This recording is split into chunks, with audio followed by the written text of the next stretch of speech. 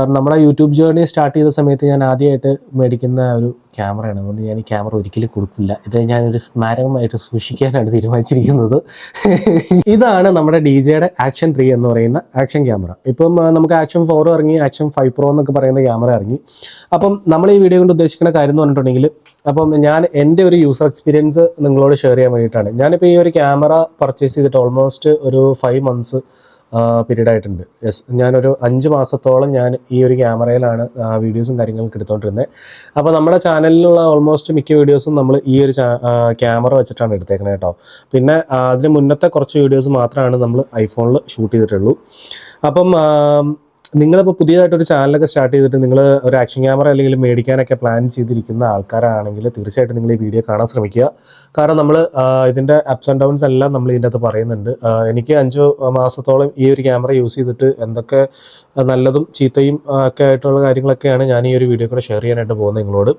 അപ്പോൾ എനിവേ നമുക്ക് ക്യാമറയിലേക്ക് പോകുന്നതിന് മുന്നേ ഞാൻ മേടിച്ച ഒരു കോംബോയിനെ പറ്റി നമുക്കൊന്ന് സംസാരിക്കാം. അപ്പോൾ നോർമലി നമ്മുടെ ആക്ഷൻ ക്യാമറാസ്, എക്സ്പെഷ്യലി DJയുടെ കാര്യമാണ് ഞാൻ പറയുന്നത്. ഗോപ്രോ ഞാൻ ഒരു ഗോപ്രോ യൂസർ അല്ല, എനിക്ക് ഗോപ്രോനെ പറ്റി അധികം കാര്യങ്ങൾ അറിയത്തുമില്ല പേഴ്സണലി.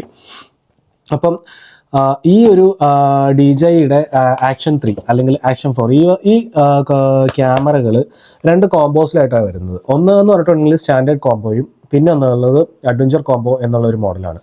അപ്പം നമ്മളൊന്ന് മേടിച്ചത് അഡ്വഞ്ചർ കോംബോയാണ്. അഡ്വഞ്ചർ കോംബോയും സ്റ്റാൻഡേർഡ് കോംബോയും തമ്മിൽ വലിയ ഡിഫറൻസസ് എന്തൊക്കെയാണെന്ന് വെച്ചിട്ടുണ്ടെങ്കിൽ, നമുക്ക് നോർമൽ സ്റ്റാൻഡേർഡ് കോംബോ മേടിക്കുമ്പോൾ യൂഷ്വലി നമുക്ക് ഐ തിങ്ക് ഈ ഒരു മോണോപോഡ് കിട്ടും എന്നാണ് എനിക്ക് തോന്നുന്നത്. മോണോപോഡിനേക്കാളും വലിയ ഇമ്പോർട്ടൻ്റ് ആയിട്ടുള്ള കാര്യം എന്ന് പറഞ്ഞിട്ടുണ്ടെങ്കിൽ ഈ സാധനമാണ്. ഇതാണ് നമ്മുടെ ബാറ്ററി ചാർജിങ് കേസാണ്. ഇത് DJയുടെ തന്നെ ബാറ്ററീസ്, നമുക്ക് ഒരു കേസ് ഉണ്ട്, ചാർജിങ് കേസ്. ഇതിലിട്ടിട്ട് 3 ബാറ്ററി അറ്റ് എ ടൈമിൽ നമുക്ക് ചാർജ് ചെയ്യാനുള്ള ഓപ്ഷൻ ഉണ്ട്. മെയിനായിട്ട് നമുക്ക് സ്റ്റാൻഡേർഡ് കോംബോയും അതുപോലെ അഡ്വഞ്ചർ കോംബോയും തമ്മിലുള്ള ഡിഫറൻസ് എന്ന് വെച്ചിട്ടുണ്ടെങ്കിൽ ഈ ഒരു സാധനമാണ്. അതുപോലെ നമുക്ക് ടോട്ടൽ 3 ബാറ്ററീസ് നമുക്ക് ഈ ഒരു അഡ്വഞ്ചർ കോംബോയുടെ കൂടെ കിട്ടും. അത് കൂടാതെ നമുക്ക് ഇതുപോലെ ഒരു കേസ് കിട്ടും, ഒരു പ്രൊട്ടക്ഷൻ കേസ് എന്നൊക്കെ വേണമെങ്കിൽ പറയാം. ഞാൻ ഇത് യൂസ് ചെയ്യാറുണ്ട്. പിന്നെ ഇതല്ലാതെ ഈ ആക്ഷൻ 3യുടെ മെയിൻ ആയിട്ടുള്ളൊരു സംഭവം എന്ന് വെച്ചിട്ടുണ്ടെങ്കിൽ മാഗ്നറ്റിക് ആയിട്ടുള്ള രീതിയിലുള്ള ഒരു സിസ്റ്റം ഉണ്ട്. എന്ന് പറഞ്ഞിട്ടുണ്ടെങ്കിൽ മാഗ്നറ്റിക് ഹോൾഡിംഗ് ആണ്. കണ്ടാ, നിങ്ങൾക്ക് ഒരു സൗണ്ട് കേൾക്കാൻ പറ്റും. ഇതിപ്പോൾ വലിയ കണ്ടില്ലേ, അത്രയും അറ്റാച്ച്ഡ് ആണ് സാധനം. കണ്ടാ, ഇങ്ങനെ നമുക്ക് ജസ്റ്റ് പറിച്ചോട്ടത് പോകാൻ പറ്റത്തില്ല. അപ്പോൾ ഇതിൻ്റെ അടിയിൽ ഒരു ക്ലിപ്പ് ഉണ്ട്. കണ്ടാ, ഈ ക്ലിപ്പ് ഇങ്ങനെ വലിച്ചിട്ട് ഇങ്ങനെ വലിച്ചാൽ മതി, അപ്പോൾ സാധനം വിട്ടുപോരും. അപ്പം നിങ്ങൾക്ക് ക്വിക്കായിട്ട് പെട്ടെന്ന് തന്നെ ഇത് നമ്മളിപ്പോൾ ഇങ്ങനെ വീഡിയോ എടുത്തോണ്ടിരിക്കുകയെന്ന് വെച്ചു. അപ്പോൾ ഓൾ ഓഫ് എ സഡനിൽ നമുക്ക് പൊർട്രേറ്റിൽ സൈസിലൊരു വീഡിയോ എടുക്കണം. അപ്പോൾ നേരെ നമ്മൾ അതിനായിട്ടോ നമുക്കിത് ഈ കേസ് അവർ തന്നിരിക്കുന്നത്. സോറി, ഞാനത് വിട്ടുപോയായിരുന്നു. ഞാൻ പൊർട്രേറ്റിൽ ക്യാമറയിൽ വീഡിയോസ് എടുക്കാറില്ല. ഇവന്തോ നമുക്ക് ഇതൊന്ന് ഇട്ടിട്ട് നിങ്ങളെ ഒന്ന് കാണിച്ചു തരാൻ വേണ്ടിയിട്ടാണ്. ഓക്കെ, ഇങ്ങനെ ഇടുന്നു, നേരെ നമ്മുടെ ക്യാമറ ഇങ്ങനെ കണക്ട് ചെയ്യുന്നു. കണ്ടാ, അപ്പം ഈ ഈസി മൗണ്ടിങ് സിസ്റ്റമാണ്. എന്ന് പറഞ്ഞാൽ മാഗ്നറ്റിക് മൗണ്ടിങ് ആയതുകൊണ്ട് നമുക്ക് വളരെ ക്വിക്കായിട്ട് നമുക്ക് ഇതിൽ നിന്ന് ഇങ്ങനെ എടുത്ത് മൗണ്ട് ചെയ്യാൻ പറ്റും. മനസ്സിലായില്ല? അങ്ങനെ കുറച്ച് എന്താ പറയുക, കീ ഫീച്ചേഴ്സ് ഈ ഒരു ക്യാമറയ്ക്കുണ്ട്. അപ്പം നമുക്ക് ഈ ക്യാമറ എനിക്ക് കിട്ടിയ സമയത്ത് ഇതിൻ്റെ കൂടുതൽ വേറെ ചില സാധനങ്ങളൊക്കെ കിട്ടായിരുന്നു. അപ്പം ഞാൻ നിങ്ങളെ അതൊന്ന് കാണിച്ചു തരാം. അപ്പം ഈ ബോക്സിൻ്റെ അകത്ത് നമുക്ക് വരുന്ന കമ്പോണൻസ് എന്നൊക്കെ വെച്ചിട്ടുണ്ടെങ്കിൽ, ഒന്ന് ഈ DJയുടെ കുറച്ച് മാനുവൽസ് കാര്യങ്ങളൊക്കെ വരുന്നുണ്ട്. പിന്നെ ഒരു USB ചാർജിങ് അല്ലെങ്കിൽ നമുക്ക് കണക്ടിവിറ്റിക്ക് വേണ്ടിയിട്ടുള്ള ഒരു കേബിളും ഒരു പ്രൊവൈഡ് ചെയ്യുന്നുണ്ട്. ആൻഡ് പിന്നെ അവരുടെ ലൈറ്റ് കട്ട്, അവരുടെ എഡിറ്റിംഗ് ആപ്പാണ് DJയുടെ. അപ്പം ഈ QR സ്കാൻ ചെയ്ത് നമുക്കത് ഡൗൺലോഡ് ചെയ്യാം. ഇത് കൂടാതെ നമുക്ക് കിട്ടിയിരിക്കുന്ന വേറൊരു സാധനം എന്ന് വെച്ചിട്ടുണ്ടെങ്കിൽ, ഇവർ 2 മാഗ്നറ്റിക് മൗണ്ടുകൾ നമുക്ക് പ്രൊവൈഡ് ചെയ്യുന്നുണ്ട്. കണ്ടാ, ഇത് 2 മൗണ്ടുകൾ. ഒരെണ്ണം ഞാൻ ഓൾറെഡി നമ്മുടെ മോണോപോഡിൻ്റെ അകത്ത് കണക്ട് ചെയ്തിട്ടുണ്ട്. ഇത് മോണോപോഡാണ് കേട്ടോ. കാരണം ഇതിൻ്റെ അടിയിൽ ഒരു ത്രെഡ് ഉണ്ട്. അപ്പം നമുക്ക് വേണമെങ്കിൽ ഇതിൻ്റെ അകത്ത് ഒരു ട്രൈപോഡ് കണക്ട് ചെയ്ത് നമുക്ക് യൂസ് ചെയ്യാം. അപ്പോൾ ഞാൻ ഓൾറെഡി ഒരു ട്രൈപോഡ് ഓർഡർ ചെയ്തിട്ടുണ്ട്. അപ്പോൾ അധികം വൈകാതെ അത് വരും. എനിവേ അതിൻ്റെ വീഡിയോ ഞാൻ ചെയ്യുന്നതായിരിക്കും കേട്ടോ. അപ്പം പറഞ്ഞ പോലെ തന്നെ നമുക്ക് 2 മാഗ്നറ്റിക് ഹോൾഡേഴ്സും അതിൻ്റെ ഇതും തന്നിട്ടുണ്ട്, സ്ക്രൂ സാധനവും തന്നിട്ടുണ്ട്. ഇതുപോലത്തെ ഇത് സെയിം തന്നെ. ഇതൊരു ഓപ്പൺ പോലും ചെയ്തിട്ടില്ല. കാരണം ഇൻ കേസ് എന്തെങ്കിലും കാരണവശാൽ അത് നഷ്ടപ്പെടുമോ അങ്ങനെ എന്തെങ്കിലും ചെയ്തിട്ടുണ്ടെങ്കിൽ ഉപയോഗിക്കാം എന്നുള്ള രീതിയിൽ ഞാൻ ഒരു സേഫ്റ്റി എന്നുള്ള നിലയ്ക്ക് എടുത്ത് മാറ്റി വെച്ചേക്കുന്നതാണ്. പിന്നെ ഇത് കൂടാതെ നമുക്ക് വേറെ ഒരു മൗണ്ടിങ് കൂടെ വന്നിട്ടുണ്ട്. എന്ന് പറഞ്ഞാൽ നമുക്ക് കാറിലൊക്കെ മൗണ്ട് ചെയ്യാൻ വേണ്ടിയിട്ടായിരിക്കും ഇത്. മനസ്സിലായില്ലേ? നമുക്ക് എവിടെയെങ്കിലും കറക്റ്റായിട്ട് സീൽ ചെയ്ത് ഇത് ഓപ്പൺ ആക്കിയിട്ട് നമുക്ക് കറക്റ്റായിട്ട് ഒട്ടിച്ച് വെക്കാനായിട്ട് പറ്റും. അപ്പോൾ ഇതിലും നമുക്ക് ഈ പറഞ്ഞ പോലെ സ്ക്രൂ മൗണ്ട് ചെയ്യാനൊക്കെ ഉള്ള സംവിധാനവും കാര്യമൊക്കെ ഉണ്ട്. അപ്പോൾ നമുക്ക് നമ്മുടെ കാറിൻ്റെയൊക്കെ ഫ്രണ്ടിൽ നമുക്ക് ഡാഷ് ക്യാമൊക്കെ ആയിട്ട് വേണമെങ്കിലും ഈ ഒരു ക്യാമറ നമുക്ക് ഉപയോഗിക്കാൻ പറ്റും കേട്ടോ. അപ്പം നിങ്ങളുടെ ഗ്ലാസ്സിൽ ജസ്റ്റ് ഇതിങ്ങനെ ഒട്ടിച്ചിട്ട് ഇവിടെ നേരെ സ്ക്രൂ വെച്ചാൽ മതി. ഈസി ടു യൂസ് അങ്ങനെയുള്ള സംഭവം. എനിവേ, അപ്പം ഇതൊക്കെയാണ് ഇതിൻ്റെ ഒരു ബോക്സ് കമ്പോണൻസ് എന്നുള്ള ലെവലിലുള്ള സാധനങ്ങൾ. ഇനി നമുക്ക് ക്യാമറയിലേക്കൊക്കെ പോവാം. ഈ ഒരു ക്യാമറയുടെ കീ ഫീച്ചേഴ്സ് എന്തൊക്കെയാണെന്നുള്ളത് നിങ്ങളോട് ആദ്യം ഒന്ന് പറയാം. ഈ ക്യാമറയിൽ നമുക്ക് 4K 120 FPS നമുക്ക് വീഡിയോ എടുക്കാനായിട്ട് സാധിക്കും ഫസ്റ്റ് ഓഫ് ഓൾ. അതുകൂടാതെ നമുക്ക് 10 ബിറ്റ് DCiniലേക്ക് മറ്റേ ഫ്ലാറ്റർ പ്രൊഫൈൽ നിങ്ങൾക്ക് അറിയാമായിരിക്കും. ഇപ്പോൾ നിങ്ങൾ വീഡിയോഗ്രാഫി ഒക്കെ ചെയ്യുന്ന ആളുകൾക്കും കുറച്ചുകൂടെ നന്നായിട്ട് അറിയാമായിരിക്കും. DJയിൽ ഒരു ഫ്ലാറ്റർ പ്രൊഫൈലുണ്ട്, DCiniലേക്ക് എന്ന് പറഞ്ഞൊരു പ്രൊഫൈലുണ്ട്. ആ ഒരു കളർ പ്രൊഫൈലിൽ എന്ന് പറഞ്ഞിട്ടുണ്ടെങ്കിൽ കളേഴ്സും കാര്യങ്ങളൊക്കെ കുറവായിരിക്കും. നമുക്ക് കൂടുതൽ 10 ബിറ്റ് കളറായിരിക്കും ഇതിൻ്റെ അകത്ത് ഉള്ളത്. അപ്പോൾ നമുക്ക് ഒരുപാട് ഡീറ്റെയിൽ ഉണ്ടായിരിക്കും. നമുക്ക് എഡിറ്റ് ചെയ്യാനും കാര്യങ്ങൾക്കൊക്കെ ഒത്തിരി ഡീറ്റെയിൽസ് കിട്ടും. ആ ഒരു വീഡിയോ ഒരുപാട് ഇൻഫർമേഷൻ, ഒത്തിരി എന്താ പറയുക, ഡേറ്റയുള്ള ഒരു ഫയലാണ് ഈ ഒരു DCiniലേക്ക് എന്ന് പറഞ്ഞൊരു ഫയൽ. അപ്പം ആ ഒരു ഫയല് വീഡിയോ നമുക്ക് ഈ ഒരു ക്യാമറയിൽ റെക്കോർഡ് ചെയ്യാൻ സാധിക്കും എന്നുള്ളതാണ് ഇതിൽ വേറൊരു വലിയൊരു കാര്യം. എന്ന് പറഞ്ഞാൽ പ്രൈസ് റേഞ്ച് വെച്ച് നോക്കുകയാണെങ്കിൽ ഈ ഒരു ഇങ്ങനെ ഒരു ക്യാമറയ്ക്കകത്ത് അങ്ങനെ ഒരു ഫീച്ചർ ഉള്ളത് തന്നെ വലിയൊരു കാര്യമാണ്. അതുപോലെ തന്നെ ബാക്കി HDR വീഡിയോ, അതുപോലെ എന്താ പറയുക, നമ്മുടെ normal slow motion, hyper lapse, time lapse തൊട്ട് സകലമായ പരിപാടികളും ഇതിൻ്റെ അകത്ത് നമുക്ക് ചെയ്യാനായിട്ട് സാധിക്കും.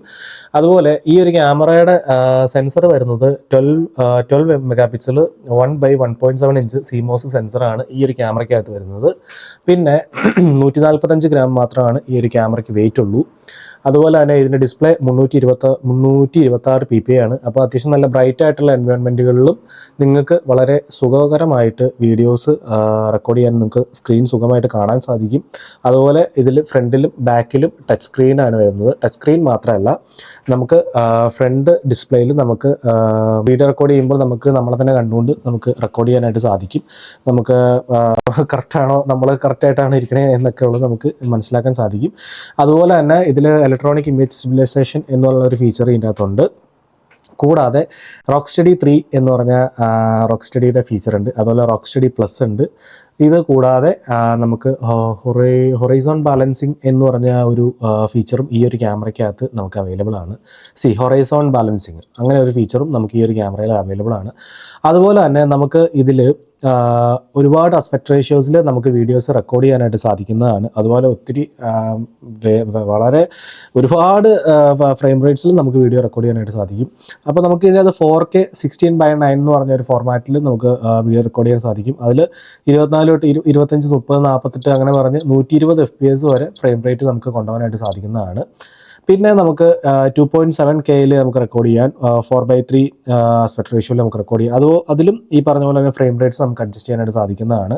ഈ പറഞ്ഞ എല്ലാ മോഡുകളിലും നമുക്ക് റോക്സ്റ്റഡിയോ ഹൊറൈസൺ ബാലൻസിങ്ങോ റോക്സ്റ്റഡി പ്ലസോ, ഇനി അതല്ല റോക്സ്റ്റഡി ഓഫ് ആക്കിയിട്ട് നമുക്ക് വീഡിയോ ഷൂട്ട് ചെയ്യാം. പക്ഷേ പോസ്റ്റ് പ്രൊഡക്ഷനിൽ നിങ്ങൾ അതനുസരിച്ചിട്ട് എന്താ പറയുക, സ്റ്റെബിലൈസേഷനും കാര്യങ്ങളൊക്കെ ചെയ്യേണ്ടതായിട്ട് വരും. അതേപോലെ തന്നെ 2.7Kയിൽ 16:9 എന്ന് പറഞ്ഞാൽ നമ്മുടെ യൂട്യൂബിൻ്റെയൊക്കെ ഇടുന്ന വീഡിയോസിൻ്റെ ആ ഒരു ആസ്പെക്ട് റേഷ്യോ അതും നമുക്ക് റെക്കോർഡ് ചെയ്യാൻ പറ്റും. 1080p റെക്കോർഡിംഗ് ഉണ്ട്. അതുപോലെ 4Kയിൽ 4:3 ആസ്പെക്ട് റേഷ്യോയിലും റെക്കോർഡിംഗ് ഉണ്ട്. 16:9 എന്നുള്ള ആസ്പെക്ട് റേഷ്യോയിലും റെക്കോർഡ് ചെയ്യാനായിട്ട് സാധിക്കും. പിന്നെ ഇതിൻ്റെ അകത്തുള്ളത് HDR 10 ബിറ്റ് വീഡിയോ റെക്കോർഡിങ്, അതുപോലെ തന്നെ സ്ലോ മോഷൻ എന്നുള്ള ഓപ്ഷനുണ്ട്, ഹൈ ടൈം ലാപ്സ്. ഈ വക ഒരു ആക്ഷൻ ക്യാമറയിൽ നമ്മളെപ്പോലെ ഒരു സാധാരണക്കാരന് ഒരു യൂട്യൂബിൽ ഒരു വീഡിയോ ഉണ്ടാക്കാനായിട്ട് ഒരു ക്യാമറയ്ക്കകത്ത് എന്തൊക്കെ കാര്യങ്ങളാണ് വേണ്ടത് അതെല്ലാം ഈ ഒരു ക്യാമറയ്ക്കുള്ളിൽ നിങ്ങൾക്ക് അവൈലബിൾ ആണ്. അതുപോലെ തന്നെ ഈ ഒരു ക്യാമറയിൽ നമുക്ക് നോക്കിയിട്ടുണ്ടെങ്കിൽ കാണാനായിട്ട് സാധിക്കും, ഇതിൻ്റെ ഫ്രണ്ടിൽ ഈ നമ്മുടെ ആക്ഷൻ 3 എന്ന് എഴുതിയേക്കുന്നതിൻ്റെ ആ ഓയുടെ അവിടെ ചെറിയൊരു സെൻസർ ഇരിക്കുന്നുണ്ട്. എനിക്ക് തോന്നുന്നത് അത് ഇലക്ട്രോണിക് ലൈറ്റിൻ്റെ ഇമേജ് സ്റ്റെബിലൈസേഷൻ സെൻസറാണെന്നാണ് എനിക്ക് തോന്നുന്നത്.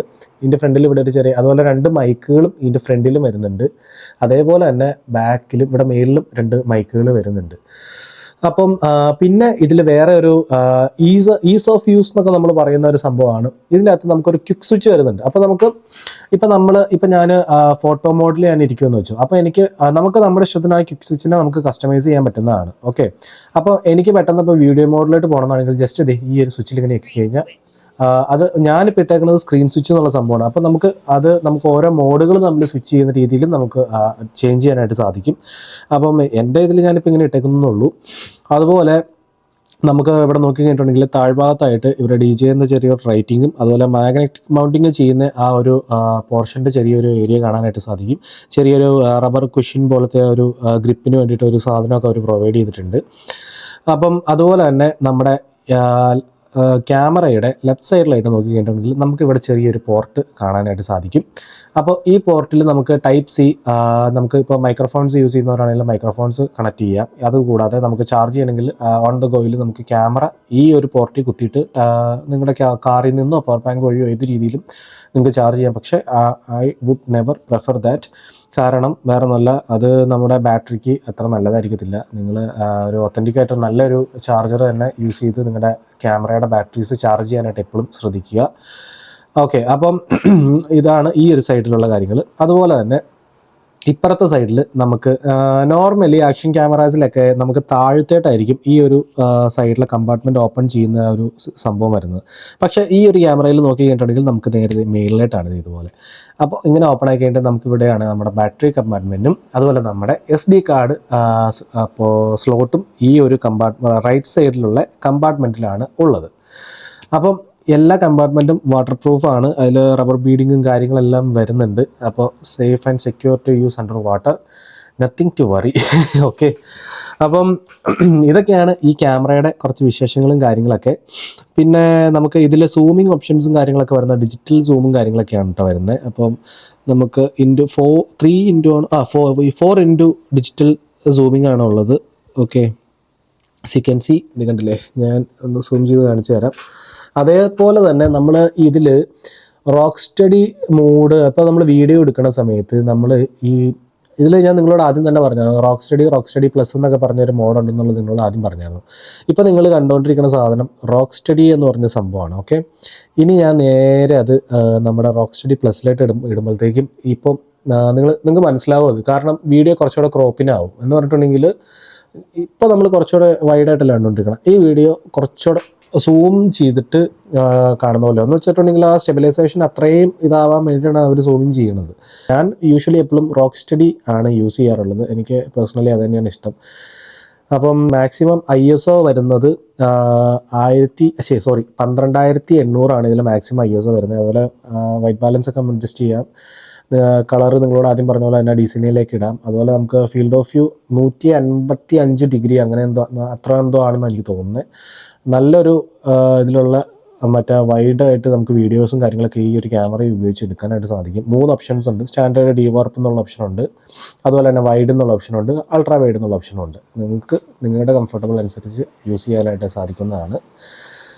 ഓക്കെ, അപ്പം ഞാൻ ഈ ഒരു ക്യാമറ മേടിച്ചിട്ട് ഇപ്പം ഞാൻ നിങ്ങളോട് പറഞ്ഞു ഓൾമോസ്റ്റ് 5 മാസത്തോളം ആയി എന്നുള്ളത് നിങ്ങളോട് ഞാൻ ആദ്യമേ പറഞ്ഞായിരുന്നു. അപ്പം ഞാൻ ഈ ഒരു ക്യാമറ ഉപയോഗിക്കാൻ തുടങ്ങിയിട്ട് എനിക്ക് എന്താണ് തോന്നുന്നതെന്ന് ചോദിച്ചിട്ടുണ്ടെങ്കിൽ ഞാൻ എപ്പോഴും പറയുന്നത് ഗുഡ് ടു ഗോ ഒരു ക്യാമറയാണ് എന്ന് പറഞ്ഞിട്ടുണ്ടെങ്കിൽ ഒരു സാധാരണക്കാരന് അഫോർഡ് ചെയ്യാൻ പറ്റുന്ന രീതിയിലുള്ളൊരു ക്യാമറ. കാരണം ഇപ്പോൾ ഇതിൻ്റെ പ്രൈസ് എത്രയാണ് വരുന്നതെന്നുള്ളത് എനിക്കറിയത്തില്ല. അഡ്വഞ്ചർ കോംബോ എങ്ങനെ പോയാലും ഇവിടെ എനിക്ക് തോന്നുന്നു ഒരു 300 യൂറോ ആ ഒരു റേഞ്ചൊക്കെ ഉണ്ടെന്നാണ് എനിക്ക് മനസ്സിലായത്. 300 യൂറോയിൽ കൂടുതലുണ്ട്, അതിൽ കൂടുതലുണ്ട് റേറ്റ്. ഓൾമോസ്റ്റ് ലൈക്ക് ഇറങ്ങിയ സമയത്ത് എന്തോ 400 യൂറോയോ 385 യൂറോയോ 400 യൂറോസ് എന്തോ ഈ ഒരു ക്യാമറയ്ക്ക് വില ഉണ്ടായിരുന്നു. ഇപ്പോഴത്തെ ഇതിൻ്റെ വില എത്ര എന്നുള്ളത് എനിക്കറിയത്തില്ല. ഇപ്പോൾ ഓൾറെഡി ആക്ഷൻ 4 ഓൾറെഡി ഉള്ളപ്പോൾ തന്നെയാണ് കേട്ടോ ഞാൻ ഈ ഒരു ആക്ഷൻ 3 ക്യാമറ മേടിക്കുന്നത്. കാരണം ആക്ഷൻ 4 എനിക്ക് അന്നേരം അഫോർഡ് ചെയ്യാനായിട്ട് സാധിക്കില്ലായിരുന്നു. അതുകൊണ്ടാണ് ഞാൻ ആക്ഷൻ 3 എടുത്തത്. അപ്പോൾ എനിവേ നിങ്ങൾ ഈ പറഞ്ഞ പോലെ ആക്ഷൻ ക്യാമറയൊക്കെ മേടിക്കാനായിട്ട് ഉദ്ദേശിക്കുന്നുണ്ടെങ്കിൽ തീർച്ചയായിട്ടും നിങ്ങൾ നോക്കി ആലോചിച്ചിട്ട് മേടിക്കുക. നല്ല ക്യാമറയൊക്കെ സെലക്ട് ചെയ്യുക. അതുപോലെ തന്നെ DJയുടെ ആക്ഷൻ 3 നല്ലൊരു ക്യാമറയാണ്.